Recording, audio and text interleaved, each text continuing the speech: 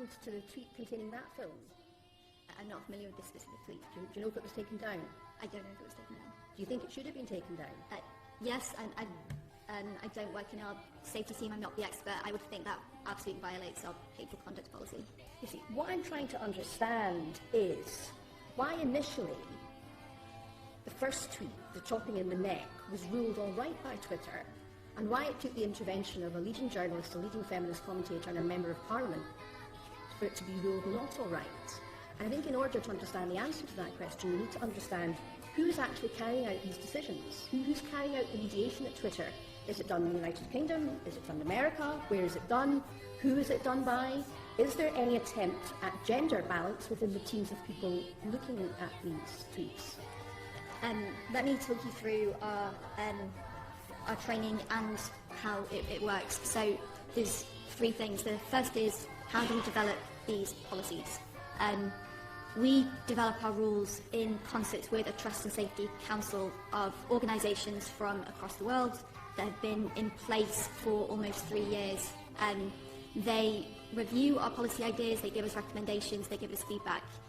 That process has now been extended to public consultation. Where appropriate, we ran a public consultation for the first time towards the end of last year on a new policy around dehumanisation. When we have our policies, the second bit of this is when we onboard our content moderation team so that they're able to make decisions on content they review. Here, this includes training on the experience of members of protected categories and the cultural biases they may see on the platform and the issues offline that that vulnerable groups experience. Discrimination against people on the grounds of sex. But you see, you haven't included sex as one of your protected characteristics. I'm wondering if that could be what's going wrong here, that the training is not covering the fact that sexist, misogynistic, demeaning behaviour should be treated as seriously as abuse of, for example, trans people. As gender and gender identity is included as a protected characteristic, my understanding is that it is absolutely included in the training, but I'm very happy to write to you afterwards for the details of that. And can I pursue with you whether there's any attempt at gender balance in the teams of people who carry out mediation? Again, I don't have the details, but I'm very happy to write to you after this. I wonder if you could look at another tweet that was sent to Helen Lewis of the New Statesman, and it's in bundle Pack A, and it's page 2 of Pack A. And Helen has tweeted, update, this tweet is officially not abusive. Thanks, Twitter. I will try to view it, quotes, in the context of a larger conversation, close quotes, whatever the hell that means.